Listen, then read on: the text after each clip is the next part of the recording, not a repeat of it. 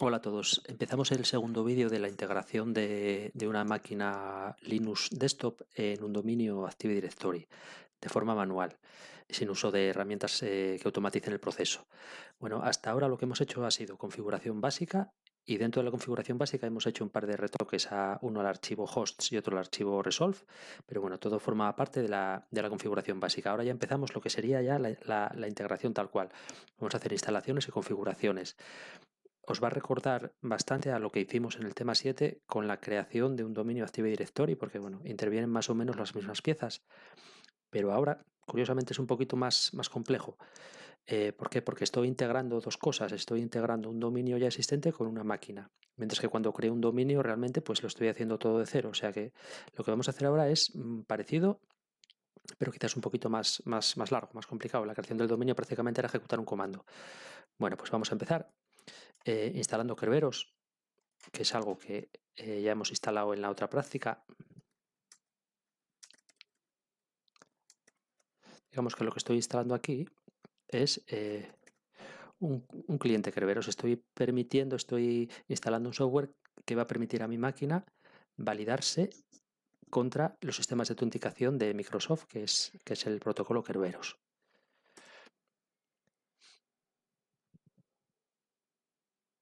Bueno, pues ya está la instalación.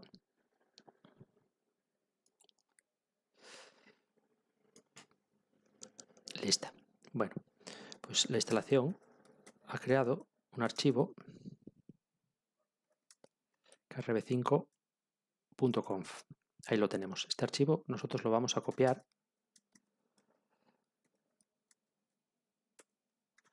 para mantener siempre el original por si acaso tenemos que rebobinar.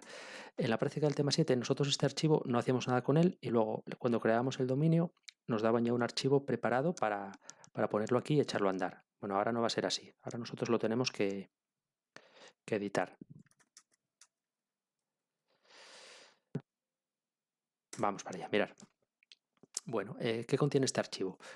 Pues primero contiene un parámetro aquí arriba, default realm, que especifica el reino por defecto. ¿Qué quiere decir el reino por defecto? Pues cuando mi máquina necesite hacer una autenticación por Kerberos y no se le especifique explícitamente en qué reino o en qué dominio, si queréis, tiene que hacer la autenticación, pues se tomará automáticamente este reino. Fijaros que el reino es pues el que se corresponde con mi dominio Active Directory, mismo nombre, pero en mayúsculas. Digamos que en ausencia de una especificación explícita del reino contra el que trabajar, pues va a trabajar contra este. Vale.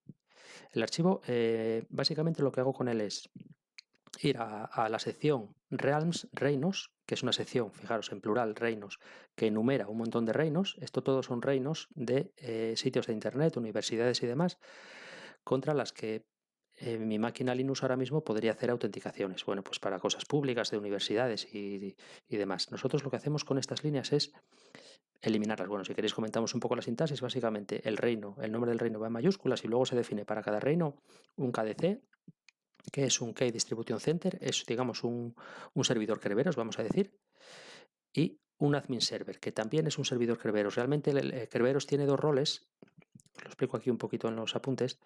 Un servidor Kerberos fundamentalmente hace dos cosas. Una es repartir claves, y eso lo haría el KDC, y otra es cambiar contraseñas, y eso lo haría el admin server. Normalmente es el mismo servidor, pero bueno, como realmente pueden ser dos diferentes, pues por eso hay parámetro KDC, parámetro admin server, pero nosotros vamos a poner el mismo. Y luego el default domain sería el dominio DNS que se corresponde con el reino. Bueno, nosotros todo esto lo vamos a quitar, porque estos reinos no los vamos a necesitar. Vale. Dejamos la sección vacía y la sección siguiente dice domain realm, que es una sección que mapea, que hace corresponder dominios. Fijaros que a la izquierda del igual hay dominios en DNS minúscula y a la derecha hay reinos Kerberos, es decir, sintaxis largo mayúscula. Es un mapeo, es una correspondencia entre nombres de dominio y nombres de reino. Entonces, también las podemos quitar porque todos estos a nosotros, mientras más simplificamos el archivo para nosotros, mejor. Vale, lo dejamos vacío. Y nosotros lo que vamos a hacer aquí es especificar nuestro reino. Bueno, lo voy a teclear si queréis, así os lo voy comentando. Fijaros, como os decía, que va en plural, es una enumeración de reinos. Nuestro reino Kerberos es su nombre es el nombre del dominio pasado a mayúsculas y necesito especificar para él 3 cosas. Un KDC, que es el servidor, vamos a decir, el servidor Kerberos que se encarga de la distribución de claves, y ese papel lo hace, como no puede ser de otra manera, mi controlador de dominio.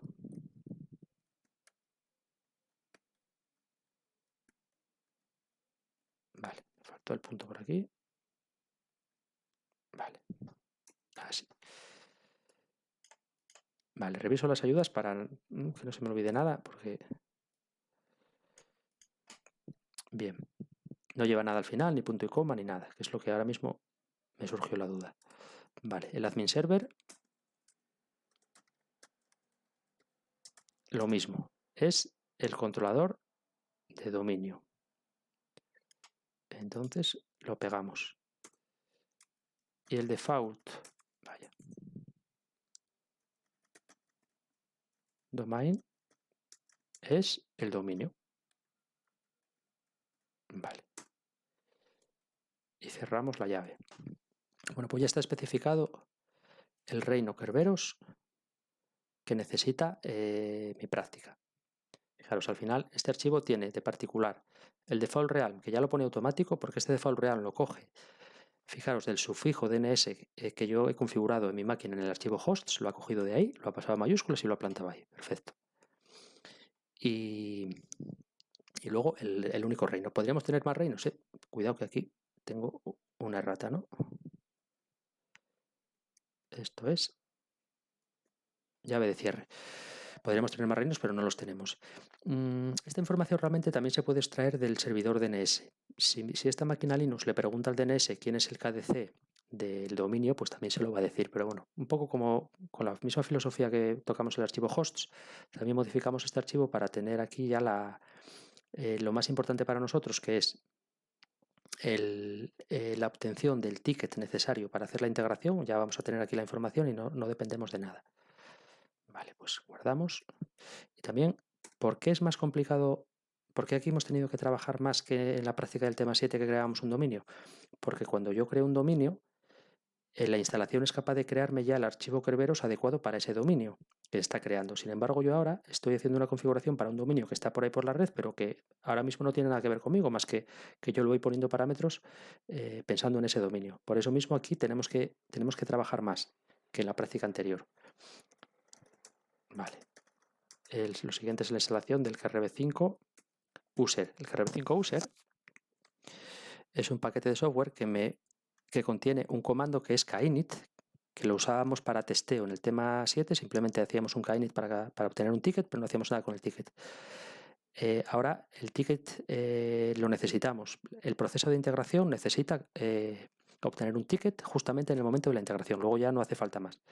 Entonces ahora el kinit ya no es una cuestión de testeo, es una cuestión que es necesario.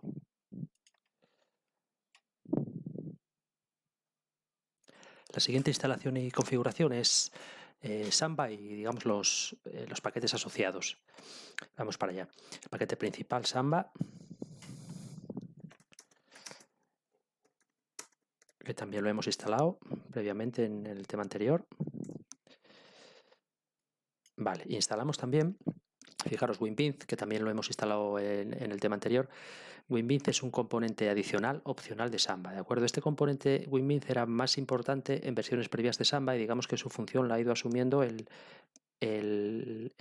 proceso principal Samba DDC para muchas de las funciones. Bueno, muchas veces no queda muy claro qué partes hace WinBinz y qué partes hace Samba DDC. Por eso a veces es un poquito confuso, porque aquí hay bastantes cambios en las diferentes versiones. En la versión 4, que es cuando aparece Samba DDC, es cuando, bueno, reorganiza un poquito los procesos y, bueno, a veces es un poco confuso saber cuándo necesitas WinBinz y cuándo no. Vale, fijaros, yo he instalado Samba y WinBinz y ahora voy a instalar dos componentes muy muy importantes que a veces se olvidan y ya provocan que falle toda la configuración, que son las librerías.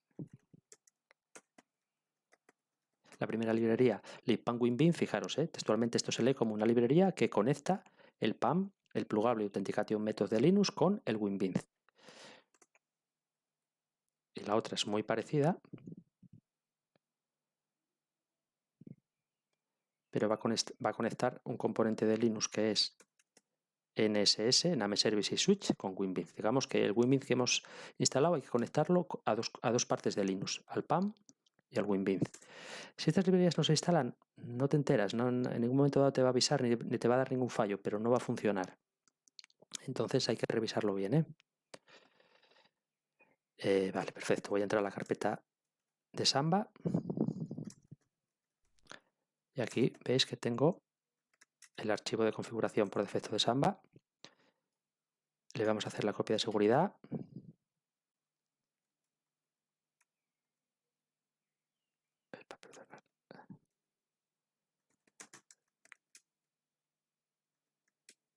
Vale, y dejamos ahí la copia de seguridad de Samba.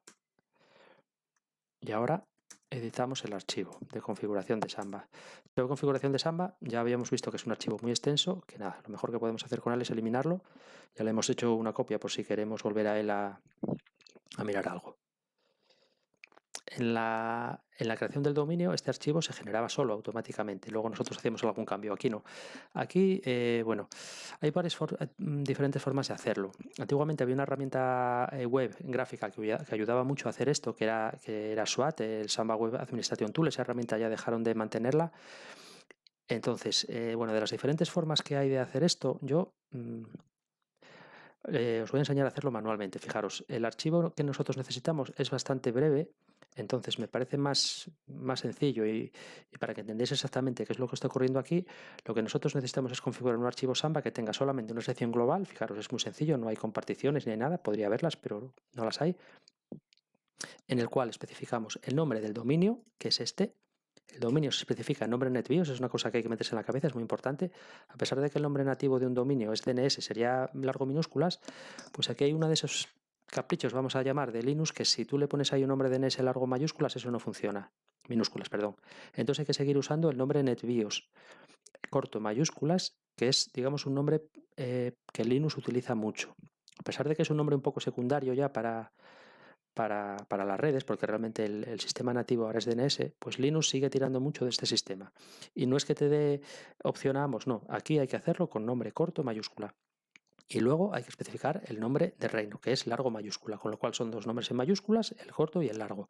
Y el resto de parámetros no hay que tocarlos, sería para todo el mundo igual. Simplemente hay que cambiar esas dos líneas. Con lo cual seleccionáis, copiáis y pegáis. Y comentamos un poco para saber qué es lo que estamos haciendo. Bueno, pues el parámetro workgroup, dominio, como os decía. El parámetro realm, el reino. El parámetro security, que si recordáis, cuando vimos la conversión de carpetas hablamos de security, que lo poníamos en user, era un parámetro muy importante porque me marca el rol. Lo que pasa es que ahora hay otro parámetro nuevo que es server role, que es el que usamos nosotros en el tema 7 para la práctica de creación del dominio. En este caso volvemos a usar el parámetro security, que es un parámetro, digamos, ya más de toda la vida de Samba. El parámetro server role es un parámetro más nuevo y el valor ADS identifica Active Directory Server, con lo cual es un parámetro específicamente diseñado, este valor ADS, para especificar máquinas integradas en Active Directory, no controladoras, sino miembro. Bien, ¿qué más parámetros tengo aquí? Pues tengo un rango numérico 10.000, 20.000 que van a ser los UIDs y los GIDs que se asignen a los usuarios de Active Directory cuando se muevan por esta máquina Linux. El shell que asignaré a los usuarios de dominio. Fijaros que estos sí que los conocéis porque son las líneas que copiábamos nosotros manualmente en la práctica de creación del dominio. Curiosamente aquí, pues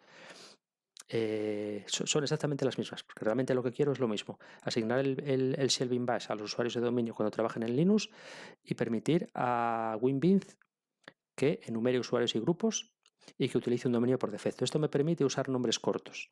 Si no pusiéramos este valor, tendríamos que poner nombres largos de usuario. Entonces quedaría un poquito más incómodo de trabajar. A veces conviene.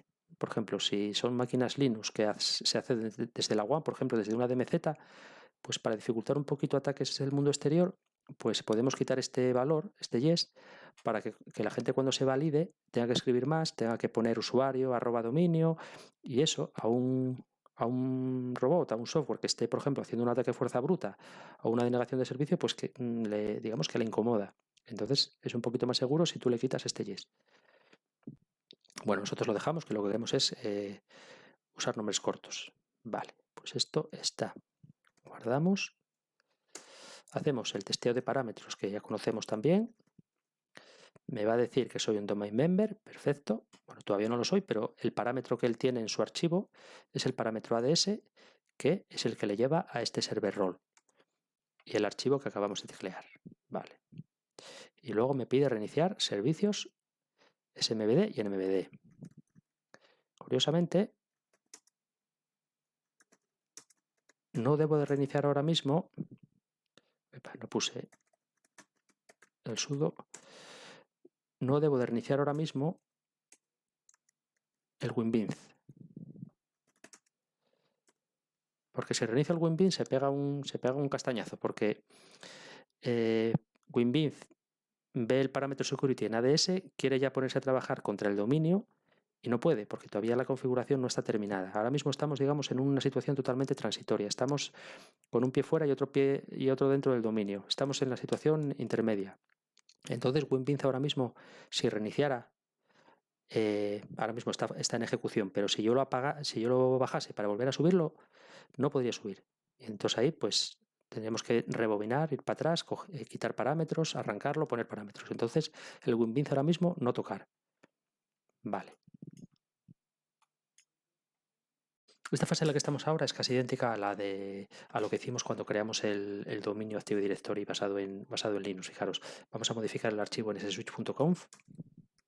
Le vamos a hacer exactamente lo mismo que hicimos en aquel momento. En sswitch.conf es un componente de Linux, por supuesto, no hay que instalarlo, igual que el PAM, eso es Linux puro y duro, simplemente hay que configurarlo.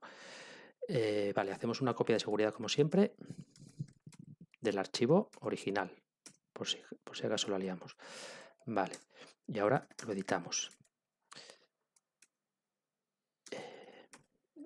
Ahí estamos, bien. Bueno, fijaros que hay una pequeña variante en Ubuntu 16 y 18. En Ubuntu 16 simplemente la línea original, password y group, solamente tiene compat y hay que poner winbinz. En Ubuntu 18 la línea original tiene compat systemd, hay que agregar winbinz. En definitiva, lo que nosotros tenemos que hacer es siempre lo mismo. Agregar a la línea password y a la línea group la palabra reservada winbinz, que es la palabra definida para conectar usuarios y grupos mediante el daemon winbinz con Active Directory. Guardamos. Bien. Siempre puede haber algún pequeño cambio entre versiones, entre desktop server, puede haber algún pequeño cambio en el archivo en sswitch.com, pero no suele ser, no suele importar. Es decir, nosotros nos limitamos a agregar esas dos líneas y, hombre, son archivos que nunca van a ser idénticos de unas versiones a otras o de unos sistemas a otros, no tienen por qué ser idénticos, pero más o menos nosotros lo que solemos hacer es siempre añadir nuevas cosas. Vale, la configuración del PAM, que también la vamos a hacer con la herramienta automatizada. Fijaros, aquí hago una copia de seguridad, que no recuerdo si la habíamos hecho nosotros también en la otra práctica. Toda la configuración de PAM reside en una carpeta pam.d de directorio que está en etc. Bueno, PAM se configura mediante una cosa que se llaman pilas PAM, que al final se llama pila porque son como una secuencia de, vamos a decir, de opciones, y hay 4 pilas PAM principales, que son account, out, password y session. Entonces, bueno, por lo menos que os suene. Yo voy a hacer una copia de seguridad de cada una de ellas. Sudo cp common account. Fijaros, es la primera pila que especifica las cuentas PAM, las cuentas en el sentido de cuenta de usuario. La segunda pila es la pila de autenticación, AUTH. Vale, también hacemos la copia. La siguiente pila es la pila de contraseñas. la pila de contraseñas como un password. Y la siguiente pila es la pila de sesiones. Bueno, el PAM es probablemente una de las cosas más complicadas de configurar de Linux. Tanto porque la sintaxis, fijaros, vamos a echar un vistacillo a alguno, por ejemplo, alguna pila. La sintaxis es un poquito rara, pero bueno, básicamente lo que me quieren decir estas pilas PAM, fijaros que es como una secuencia de elementos. Empieza, este es el primer elemento, las almohadillas son comentarios. Fijaros que la pila PAM como un session siempre empieza las líneas por la palabra reservada session y me especifica una serie de elementos que pueden ser requeridos o pueden ser opcionales. Bueno, hay más sintaxis todavía. En esta pila PAM, por ejemplo, tiene 1, 2, 3, 4, 5 elementos. Básicamente así, por leerla de una forma sencilla, lo que yo estoy diciendo aquí es que puedo tener sesiones estándar Linux, ahí las tenéis, las UNIs, o las manejadas por WinBit. Estas pilas PAM básicamente lo que me van a decir siempre es que tengo dos formas de hacer las cosas, digamos, la forma local y la forma dominio. Vale, aparte de la sintaxis que es enrevesada, el PAM tiene un problema gordísimo y es que si yo edito uno de estos archivos y pongo una sola coma de más o de menos, lo que es el mecanismo PAM en sí queda inservible, inutilizado. Quiere decir que tu máquina no te va a validar, no te va a dejar hacer sudos, no te va a dejar iniciar sesión, con lo cual no puedes arreglar esa máquina porque no puedes validarte, no puedes hacer una operación administrativa, no puedes cambiar un archivo. Y es un problema gordo. Hay formas de solucionarlo, pero bueno, es una buena avería, con lo cual hay que tener cuidado. Oye, si estropeáis alguna máquina no pasa nada. Seguramente alguien va a estropear alguna y tampoco os agobiéis. Simplemente intentar modificar esto con mucho cuidado. Bueno, como hoy día tenemos la herramienta PAM Auto Update, realmente esto se ha simplificado mucho. Antiguamente, no hace tanto tiempo, lo hacíamos totalmente a mano. Y sí, había un montón de sistemas que quedaban patas arriba y los teníamos que arreglar. Por eso, por suerte, sacaron esta herramienta que ayuda mucho a la configuración. Pues ahí tenemos la herramienta. Fijaros, todas las opciones están marcadas. Unis Authentication, la básica, Active Directory Authentication. Bien, como estoy en un Ubuntu de esto, me muestra una opción de Genome, que en un server no me mostraría. Y fijaros que exactamente igual que la otra vez, tenemos la opción de Create Home Directory on Login desmarcada. Tengo que moverme hasta ella, darle a la espaciadora, que aparezca el asterisco, y luego tabulo aceptar y le damos a Intro. Y con esto ya ha modificado el PAM. No hay que hacerle ninguna modificación manual ni en Ubuntu 16 ni en Ubuntu 18. O sea que aquí trabajamos un poquito menos que en la práctica del dominio. En versiones más antiguas, 14 o anteriores, sí podía haber que hacer alguna cosa manualmente. Por ejemplo, aquí os explico, si os tocase con un sistema 14 o con un sistema 12, hay que hacer una modificación manual en el archivo Common Session para que te cree la carpeta personal. Fijaros, la ausencia de esa opción automática de Create Home Directory on Login la tenemos nosotros que suplir modificando manualmente, introduciendo en la pila de sesión, fijaros, en la pila de sesión, en Common Session, una opción pam-mkjomedir.so. Fijaros, esto al final, esto es una Shared Object SO, esto es como una DLL, pero de Linux, es como una especie de código objeto, es como un programa, y es un programita al cual se llamaría cuando el usuario inicia sesión, de forma que si ese usuario no tiene una carpeta personal, pues automáticamente se le cree. Eso es la forma de conectar, digamos, la entrada del usuario con la creación de la carpeta. Bueno, pues ya vamos avanzando. Y tenemos que hablar de la sincronización horaria. Mirad, una de las cosas más importantes en una red de ordenadores es la sincronización horaria, es decir, es que los equipos trabajen a horas sincronizadas. En un dominio es sagrado. ¿Por qué? Porque un dominio básicamente es una colección de equipos y usuarios también, pero vamos a pensar en los equipos que tienen que trabajar sincronizados. Entonces, sincronizados quiere decir que sus relojes están en hora. Y bueno, pues no es como las personas que tenemos cierto margen de desincronización, aunque tengamos el reloj un minuto arriba abajo, pues más o menos nos entendemos, pero las máquinas son mucho más sensibles. Entonces es una cosa que en una red que siempre hay que vigilar. Podemos hacer una sincronización simplemente utilizando Samba, que es la que os pongo ahí primero, especificando el controlador de dominio. Fijaros, aquí lo único que le estoy diciendo es que mediante Samba, es decir, porque Active Directory, digamos, la red de Microsoft ya tiene un método de sincronización horaria.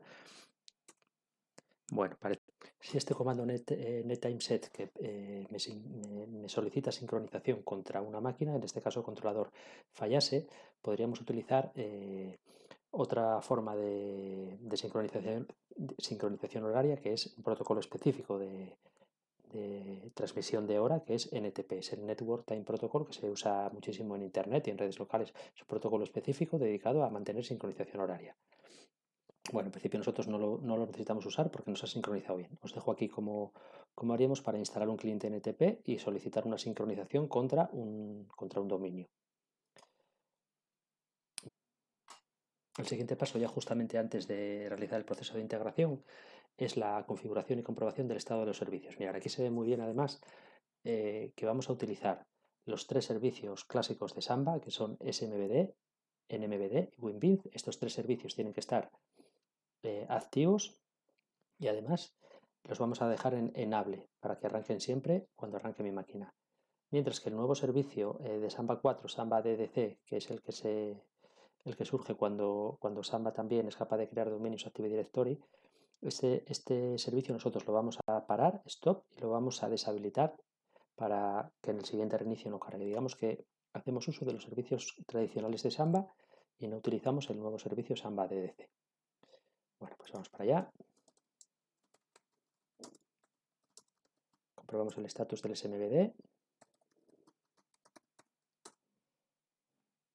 Está activo.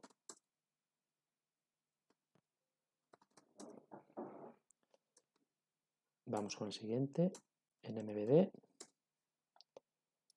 También está activo, aunque veis por aquí algunas cosillas así que chirrían un poco, no pasa nada, esto va bien. Y aquí el WinBID, ojo, que este es el que yo os comentaba que está ahora mismo más cogido por alfileres, justamente ahora mismo está así, porque este daemon está running, pero está running porque todavía no se ha enterado de que hemos hecho cambios en la configuración que indican que va a ser un servidor de Active Directory. Si yo ahora lo parase y lo pretendiese arrancar, no arrancaría. Entonces, por eso, digamos que está aquí un poquito pendiente de un hilo, pero solamente es porque todavía la integración no está terminada. En el momento que la integración se termine, esto ya queda totalmente cerrado y queda totalmente ya bien hecho. Bueno, aparte de los status, hacemos los enables. Los enables lo que hacen es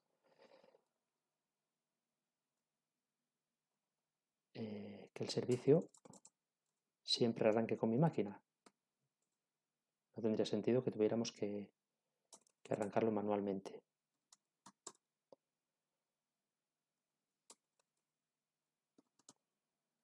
Vale.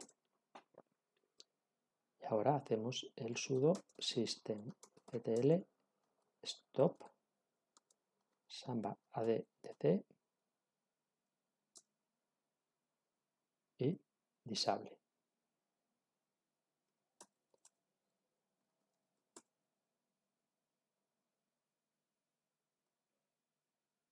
Bueno, fijaros, en este caso lo tengo, le he pretendido hacer el disable, pero ni siquiera me lo he hecho, pero porque el servicio está enmascarado. Esto ya lo vimos en la práctica anterior, con lo cual, bueno, puedo tener la certeza de que este servicio no va a arrancar.